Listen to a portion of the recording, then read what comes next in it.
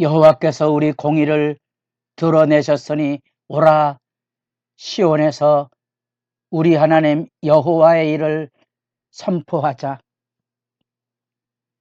새벽이슬 같은 생명의 기도자 여러분, 하나님의 말씀에 구원의 영광을 마음에 품고 하나님의 구원 역사를 이루어가는 일에 자신과 교회의 믿음의 등불을 돌아보고 기도하는 영광이 새롭기를 소망합니다.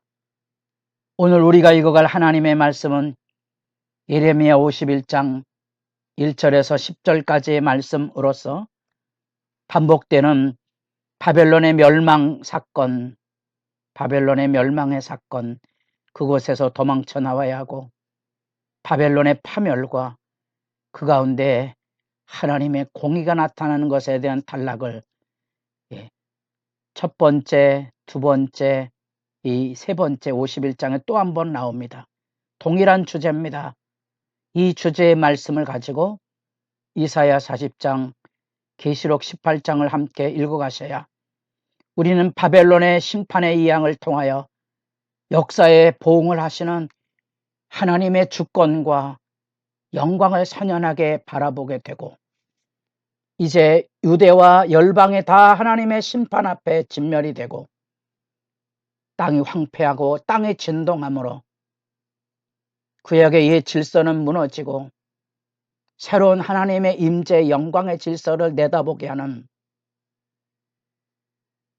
복음의 등불을 지금 여기서 만나보고 있습니다. 그래서 이 바벨론 심판에 대한 말씀이 예레미야 선지자의 예언의 산봉우리입니다. 심판을 통하여 구원을 이루시는 하나님의 영광을 우리가 지켜보며 선연하게 그리스도의 십자가 사건을 기억하고 십자가 아래서 이루시는 하나님의 심판과 저주를 이해해야만 우리가 구원받은 사람으로서 교회를 통하여 이루시는 이 구원의 영광, 죄악을 심판하시고 믿음의 사람들을 불러 의롭다 하심으로써 하나님의 뜻을 이 땅에 이루어가는 가난하고 병들고 상한 자들의 친구가 되어줌으로써 정의가 무너진 이 세상에 하나님의 정의가 숨쉬게 하는 그 일을 우리가 정직하게 다시 하나님 앞에 사명자로 서서 주의 말씀을 읽어가게 하는 겁니다. 재앙의 날이 쏟아져 들어옵니다. 그것은 불의에 대한 심판이며 여호와의 보복입니다. 마치 그것은 동풍이 불어와서 땅을 메마르게 하는 것처럼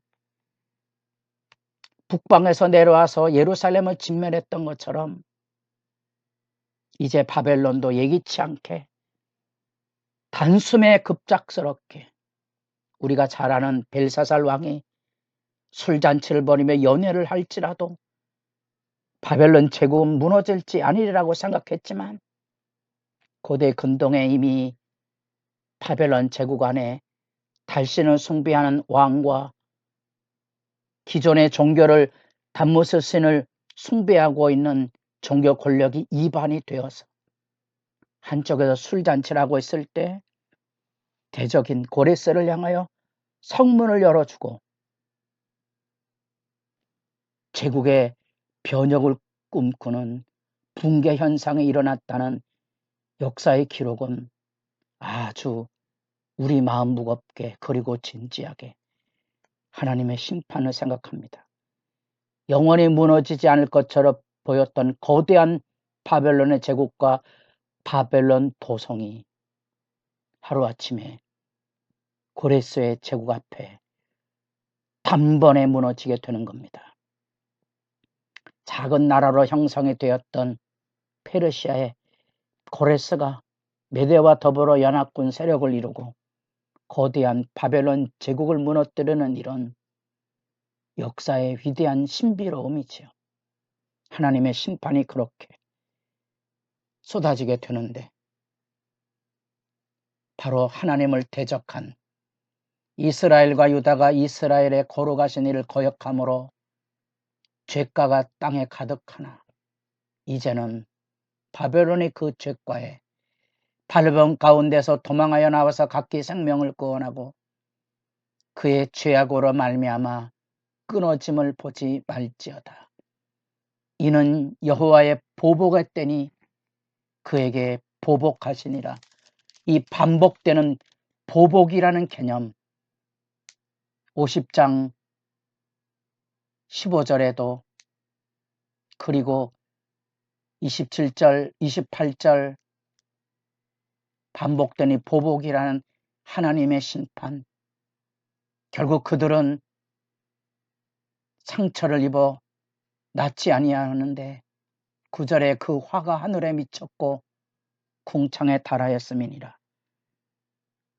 하늘에 죄악이 다 하나님의 심판이 소돔과 고모르처럼 쏟아지게 될 것인데 여러분들이 계시록에 이거하면 진도의 술잔을 마시는 바벨론 도성의 이야기가 나오는데 여기는 금잔으로 포도주를 마심으로 미쳤도다. 바벨론이 갑자기 넘어져 파멸되니라. 이 벨사살 왕의 여호와의 기명을 가지고 감히 하나님께만 쓰도록 주어졌던 성전의 기명을 가지고 술잔치를 벌인다. 소돔과 고모라가 다름이 아닌 하나님의 심판이 불바다처럼 쏟아질 터인데 결코 치러받지 못할 거고 심판을 통하여 우리 공의 여호와께서 우리 공의를 드러내셨으니 하나님께서 이루시는 하나님의 백성을 통한 하나님의 공의가 이루어지는 역사적인 분명한 심판을 이렇게 확인해 주고 있다는 사실입니다. 그 공의는 이스라엘 백성들에게는 50장 20절 그날과 그때에는 이스라엘의 죄악을 찾을지라도 없겠고 유다의 죄를 찾을지라도 찾아내지 못하리니 이는 내가 남긴 자를 용서하실 것임이니라. 하나님의 용서가 하나님의 공의의 역사로서 회복으로 이루어지는데 바로 바벨론의 심판을 통하여 유다의 죄사함과 하나님의 회복의 영광이 열려지니 이제 유다의 남은 자들 누구죠? 예수 그리스도를 통하여 새로운 구원 역사가 시작이 되고 있다는 겁니다. 역사 심판에 대한 반복적인 증언은 우리로 하여금 시대적인 책임을 다하라는 경각입니다. 교인들은 너무나 쉽게 예수가 우리의 죄를 용서했다고 죄에 대한 증오나 수치나 혐오나 가증함을 토해내지 않는 회개 없이 죄 용서에 안주하려고 합니다. 죄는 회개하지 않으면 씻어지지 않습니다. 죄를 이길 수 있는 사람은 아무도 없습니다. 끊임없는 회개를 통하여 정결을 유지해야 하는 겁니다. 이 무더위 가운데 우리가 지금 주일마다 레위기 말씀을 읽습니다. 정결의 몸부림입니다. 정결의 몸부림, 끊임없이 죄사함을 입어서 새로움으로 일어나는 깨끗함이 우리들 가운데 살아있어야 하고요. 심판이 있기 때문에 그렇습니다. 두려워하셔야 됩니다. 뿌린 대로 거두게 될 겁니다. 개인이든 교회든 민족이든 예외 없습니다. 유다의 진멸을 초래했던 바벨론이 그대로 그들이 진멸을 당할 거고 그들은 바로 하나님을 대적했던 그 불의와 오만이 그 죄가입니다. 그 죄가에 대한 징벌입니다. 우리도 자칫 그리스도의 공로를 폄훼하고 섣부르게 오만의 자리에 서서 하나님 앞에 진정한 참회를 이루지 못하게 되면 우리 안에 이루시는 하나님의 사랑의 부으심을 잃어버림으로 가난하고 병들고 상한 자들을 돌보아주는 일을 잃어버릴 수 있습니다. 교회 종교 행사에 참여하느라고 정작 마음 돌아보는 일, 정작 교회가 해야 될 근본의 일, 가난하고 병들고 상한 자들을 돕고 그들에게 복음을 전하고 그들에게 사랑을 나눠줌으로 교회로 돌아올 수 있도록 거룩한 봉사와 섬김, 희생을 이루는 이 교회의 사명, 이 교회의 진실, 그 신앙의 아름다움 잊지 마셔야 됩니다. 바로 그 여호와의 일이란 다름이 아닙니다. 불의한 자를 심판하시는 하나님의 심판을 통한 하나님의 공의의 회복은 그 죄사함 받은 자들이 이루는 선한 사역을 통하여서 여호와의 일이 선포되는 겁니다.